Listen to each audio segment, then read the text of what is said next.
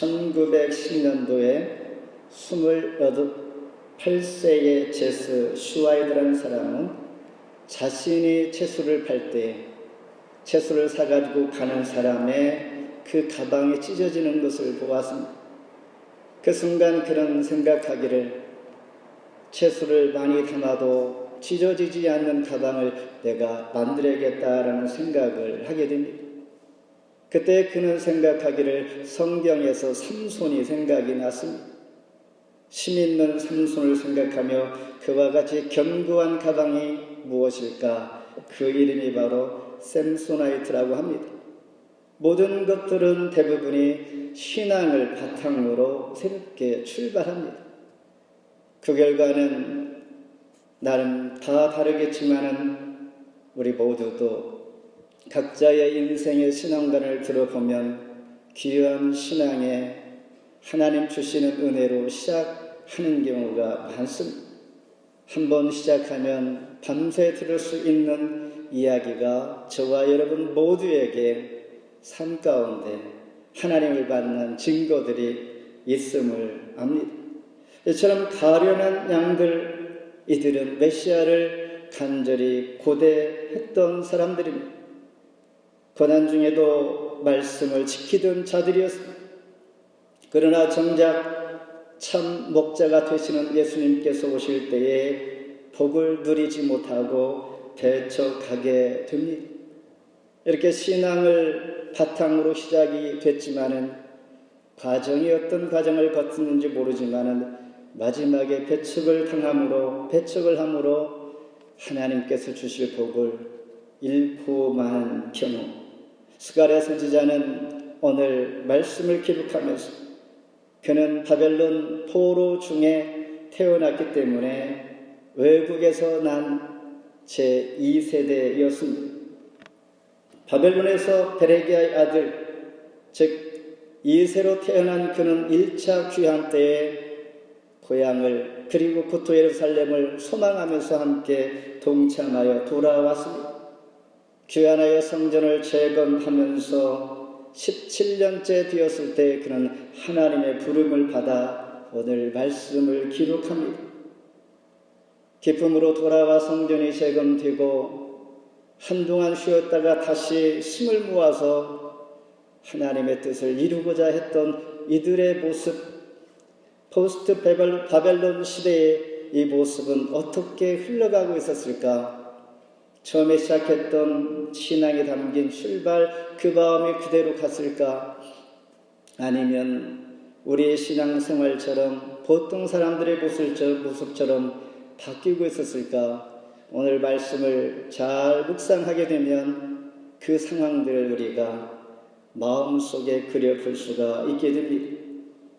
재건 중단이 되면서 하나님의 부름을 받아 활동한 스가랴 선지자는 오늘 말씀 전체 14장 중에서 11장 본문을 선택하여 참 목자와 거짓 목자를 대조하면서 메시아에 대한 예표를 보여주며 우리 모두는 스가랴 선지자의 예언이 반드시 성취하여 오늘 말씀을 대하고 메시아를 우리가 본 것처럼 하나님의 약속의 말씀은 반드시 이루어진다라는 것을 알게 되면서 오늘 다시 한번 그 당시의 시대 상황을 우리가 살펴보며 믿음 안에서 주님 다시 오심을 소망하는 은혜의 시간 되기를 바라는 것입니다.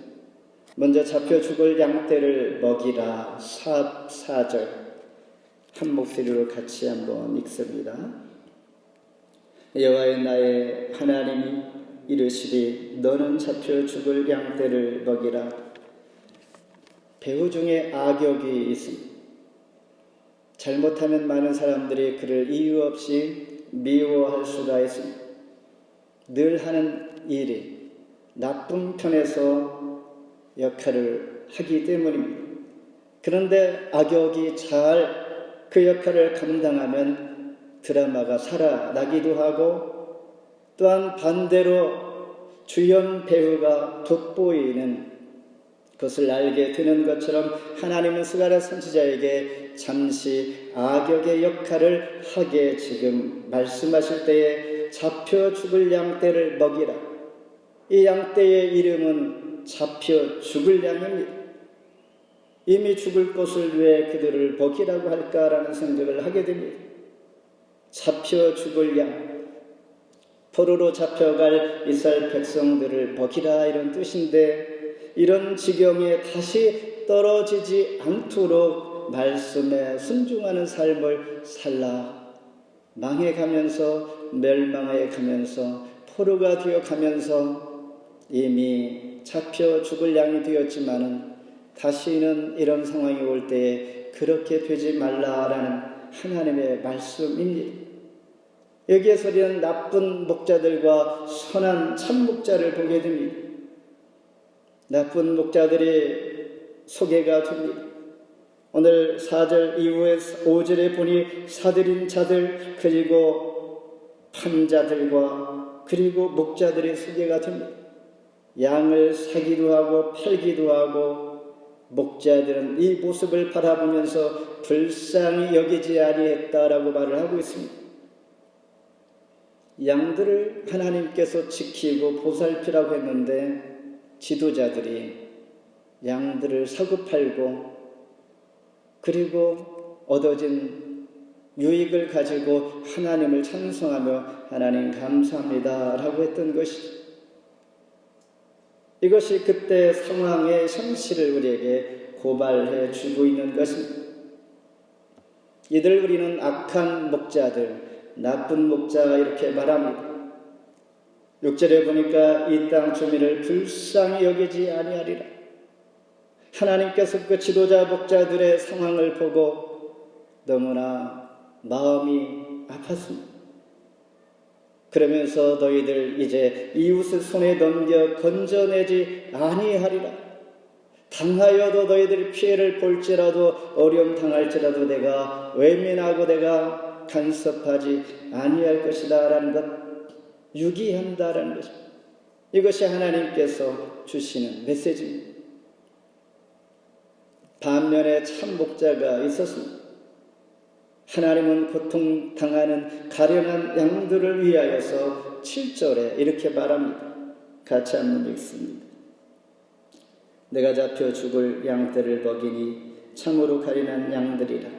내가 막대기 둘을 취하여 하나는 은총이라 하며 하나는 연합이라 하고 양떼를 먹일세.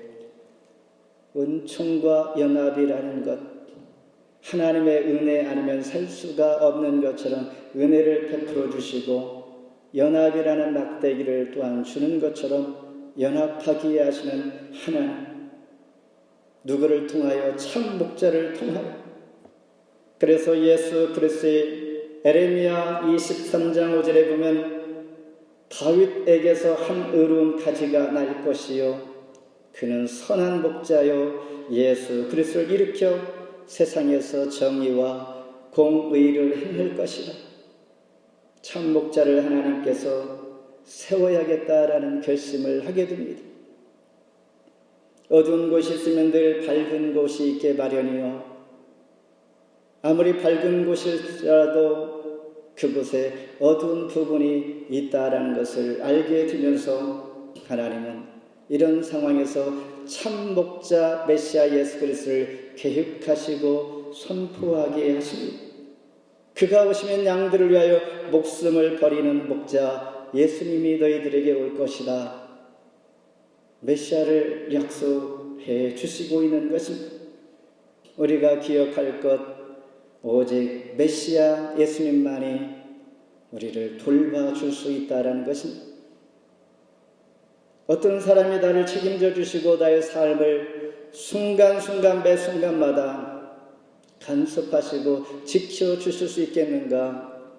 아무리 가까이 있는 사람일지라도 늘 그의 행동 반경 가운데 관심은 가질 수 있으나 그의 인생을 책임져 줄 수 있는 자는 아무도 없듯이 오직 예수님만이 나를 돌봐주실 것이요, 잡혀 죽을 양일지라도 먹일 수 있는 참된 목자는 예수님이신 것을 우리가 고백합니다.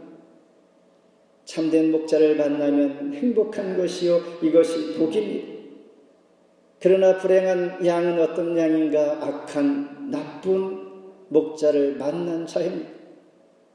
더 나쁜 것은 무엇인가? 더 나쁜 불행은 나쁜 목자, 악한 목자인 줄도 모르고 오히려 그를 더불어 하나님을 찬송하는 것처럼 눈이 어두워 쫓아가는 자다라는 것입니다.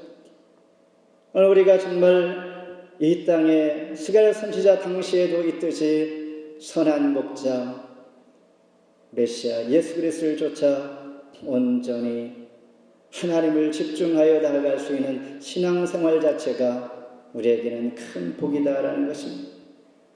두 번째는 새 목자를 제거하였으니 8절 같이 읽습니다. 한 달 동안에 내가 그 새 목자를 제거하였으니 이는 내 마음에 그들을 싫어하였고 그들의 마음에도 나를 미워하였습니다. 짧은 기간 한 달에 악한 목자 3명을 다 해고시켰습니다. 여기서 정확하지는 않지만은 보통 새 목자를 하면 왕과 선지자, 제사장, 기름 부어서 직임을 세울 수 있는 당시의 지도자들을 말하고 있는 것인데 더 놀라운 것은 무엇인가? 긍휼을 평소에 입었던 가련한 양들이 하나님 메시아를 배척하고 모른다라는 것입니다. 얼마나 당황스럽겠는가? 하나님의 은혜를 입었던 자들이 나쁜 목자가 발생하니 어찌어찌 하다가 자기도 모르게 메시아 진정한 참 목자가 오셨는데 배척하고 네 당신 모릅니다. 미워합니다. 그리고 싫어합니다. 이렇게 한다는 것입니다. 그때 하나님은 어떻게 대응합니까? 9절입니다. 제가 읽겠습니다. 내가 이르되 내가 너희를 먹이지 아니하리라.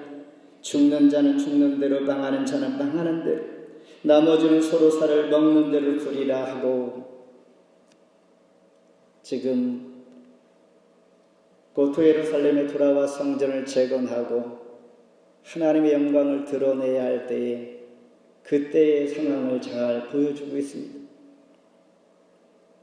다시 배척도 하고 모른다 하고 하나님은 정말 너희들 싫어 이렇게 말하면서 지도자인 이들을 하나님은 해고시키면서 도저히 볼 수가 없고 인내의 한계를 본 것입니다. 그러면서 다시 10절에 보니 은총이라는 막대기를 꺾어버립니다. 14절에도 연합이라는 막대기를 다시 꺾습니다. 그러니 하나님의 은혜와 연합이 없어지면 인생은 어떻게 되는가? 출애굽기 7장에 보면 하나님은 모세를 아론을 통하여 바로 앞에 가서 이적을 행하게 하십니다. 지팡이로 뱀을 꼬리를 또 잡으면 지팡이가 되게 하는 이적을 행하게 하면서 첫 번째 이적이 그들이 섬기는 최고의 신과 같은 존재로 여기는 하나님의 피조물인 나일강 물을 피가 되게 하는 것이요 온통 모든 물들은 피가 되는 것이요 수돗물을 틀면 마치 핏물이 쏟아지는 것 같은 이러한 재앙이 시작이 됩니다. 그러면서 하나님은 모세와 아론을 통하여 바로에게 이렇게 말합니다. 내가 바로의 마음을 강팍하게 하였으므로 당신이 택한 이스라엘 백성들을 보내지 아니하고 3일길 튀는 강야에서 하나님 앞에 절기를 지킬 수 없게 될 것이다 라고 말씀하실 때에 하나님께서 바로의 마음을 강팍하게 하신 이유가 뭘까? 그를 녹여서 순종하여 듣게 해야 할진데 하나님께서 하셨을까? 우리말로 읽으면 마치 하나님께서 그의 마음을 강팍하게 하신 만드신 것과 같습니다. 그러니 이해가 되지 않습니다. 정확한 해석은 하나님께서 그를 유기, 일반 은총 은혜를 주지 않는 것입니다. 무엇을 의미하냐면 사람은 하나님의 은혜가 스탑되면 그냥 본성으로가 강팍해진다라는 것입니다. 하나님은 강팍하게 만드는 것이 아니라 은혜를 베풀지 않는 것입니다. 자연적으로 강팍해지고 재앙이 10번째 될 때까지 그냥 가는 거죠. 이처럼 하나님은 오늘 가련한 양들과 새 목자를 해고시킨 후에 은총과 연합이라는 막대기를 꺾고 은혜 없는 자의 모습으로 다시 두들려버립니다. 16절에 보라 내가 한 목자를 이 땅에 일으키리니 마음에 두지 아니하며 흩어진 자를 찾지 아니하며 상한 자를 고치지 아니하며 도움을 주지 않는다라는 것입니다.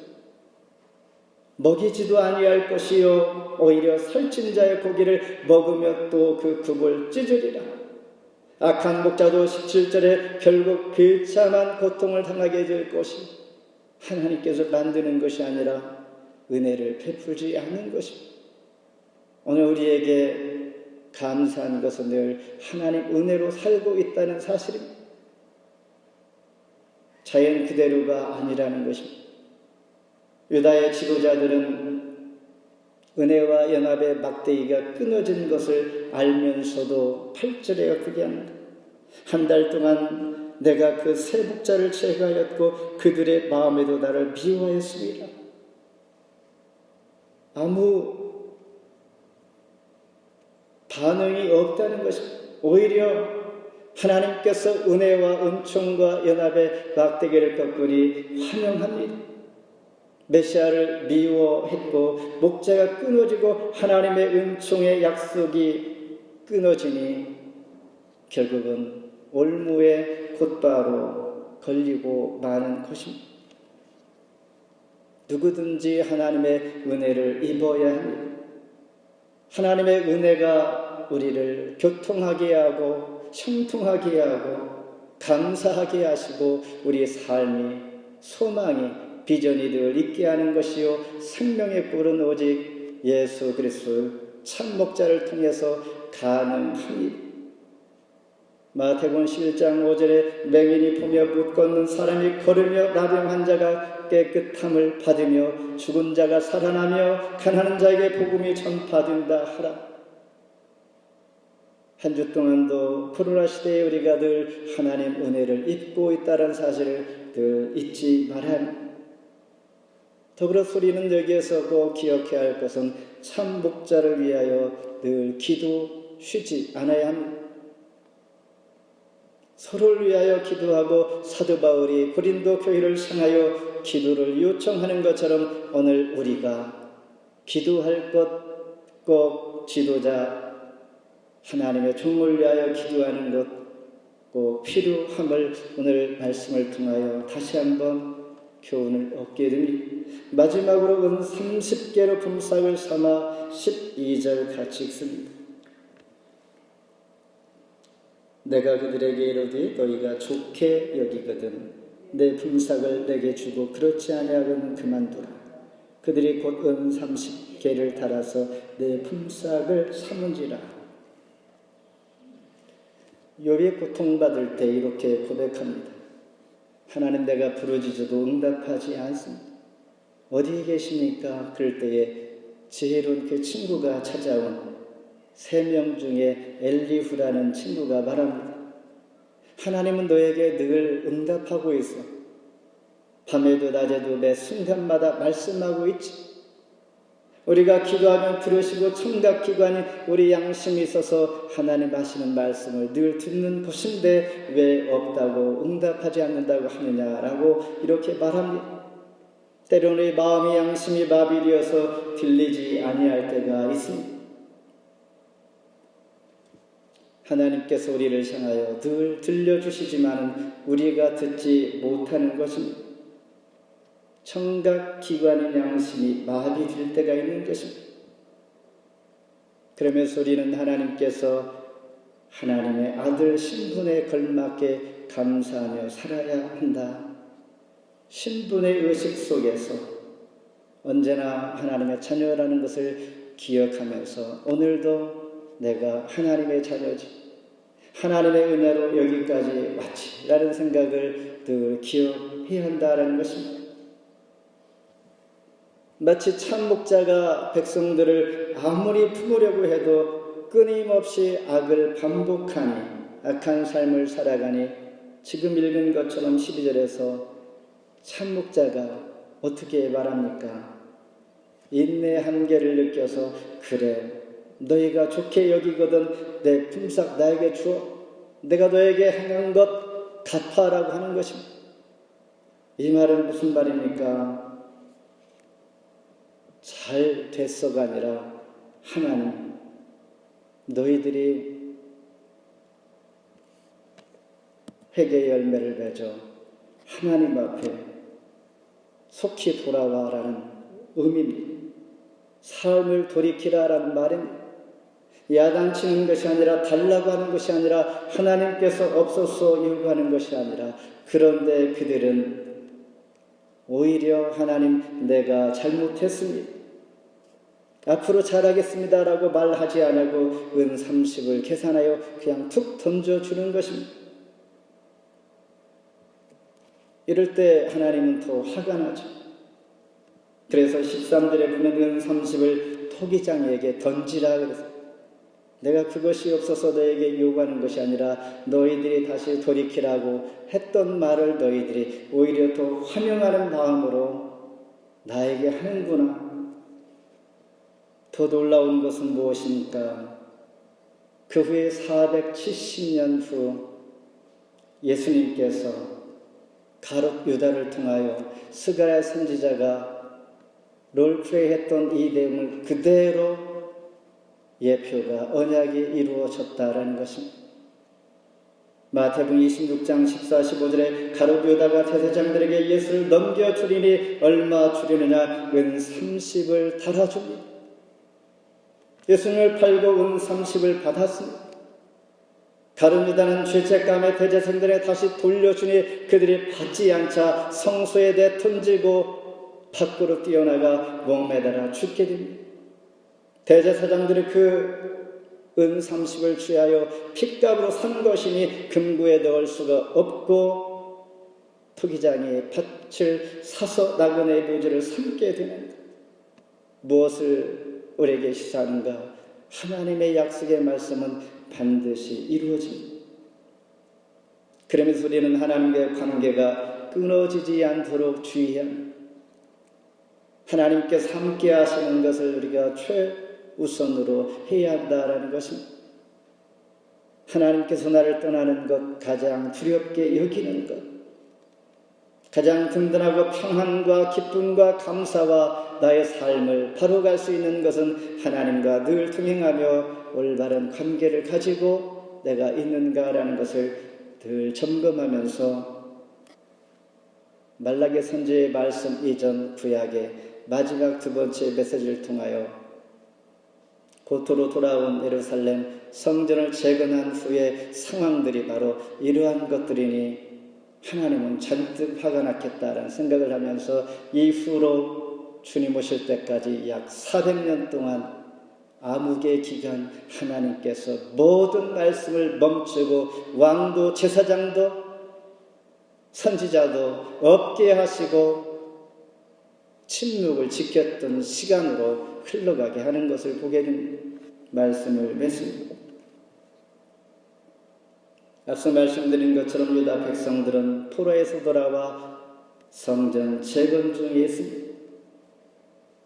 그러면서 하나님께서 주시는 말씀은 이보다 더 중요한 것은 너희들이 참목자를 영접하는 거야. 좋은 예배당을 짓고 재건하는 것도 중요하지만 이보다 더 중요한 것은 너희들 믿음을 지키며 하나님 안에 거하는 것이야라고 하는 것입니다. 양이 직면하게 될 영적 세상, 우리가 사는 이 세상에서 가장 중요한 것은 참목자의 돌봄을 받으며 살아가는 것입니다. 지금도 나를 위해서 누군가 기도하고 있다는 것, 지금도 누군가 나를 위하여서 영적으로 교통하고 함께하고 있다는 이 사실이 가장 중요하고 보이지 않지만은 우리는 쉽게 보이는 것을 바라보고 달려가지만 보이지 않는 것에 더 관심을 가지고 여기에 소중히 여기며 한눈 하나님 앞 하나님과 아이 컨택하며 늘 살아갈 때 우리는 요동하지 아니할 것입니다. 요한복음 8장 11절에 대답하되 주여 없나이다. 예수께서 이르시되 나도 널 정죄하지 아니하노니 가서 다시는 죄를 범하지 말라 하시니라. 이 말은 예수님께서 가늠한 여인을 돌로 치려하는 자들이 너희 죄 없는 자가 치려할 때 다 떠나니 둘만 남아있는 상황에서 하시는 말씀, 다시는 죄를 범하지 말라 할 때에 우리가 이 말씀 앞에 다시 죄를 범하지 아니할 수가 있는가? 그렇지 않습니다. 또 실수하고 또 범하고 또 넘어지는 것입니다. 그러므로 은혜 받은 것과 은혜 받은 자로 살아가는 것이 전혀 다릅니다. 은혜 받는 것은 감정입니다. 어떤 집회에 가서 큰 부흥회에 가서 은혜 받을 수가 있습니다. 좋은 설교에 은혜 받을 수 있으나 그 순간 그것은 감정으로 받아들이는 것이고 그 은혜로운 삶을 살아가는 것은 나의 의지로 유지해 가는 것인데 이것을 사람들이 못하는 것이죠. 누가 은혜 받지 않은 사람은 어디 있습니까? 다 있습니다. 그러나 받은 은혜, 의지로 내가 지켜가는 것, 삶에 적용해 가는 것, 그 은혜에 멈춰 은혜를 유지해 갈 수 있는 오늘 말씀을 또한 드리며 예배 드리며 한 주 동안 받은 은혜 하나님과 동행하며 의지적으로 굳은 결심과 함께 살아가는 것이 중요한 은혜 받은 자의 삶. 내 말을 지키던 가련한 양들 긍휼을 입었으나 그들이 참복자 오실 때에 배척했지. 그 소망 잃지 않고 받은 은혜 감사하면서 은혜 받은 자로 유지하며 살아가지 못한 결과 우리에게 다시 들려주면서 저와 여러분에게는 은혜를 잘 간직하고 의지적으로 결심하며 살아가라 이런 말은 악역을 담당했던 스가랴 선지자도 이제는 15절에 보니 영적 지위를 회복해 줍니다. 하나님 안에 있으면 넘어질지라도 언젠가는 다시 일으켜 세워 하나님께서 그 바른 길을 갈 수 있게 해 주시는 법이요 하나님을 떠나지 않기만 하면 되는 것입니다. 보이지 않는 참복자 중에 주와 동행하기를 결심하는 그렇게 뜻을 정한 하나님의 사람 되기를 주의 이름으로 축원합니다. 기도.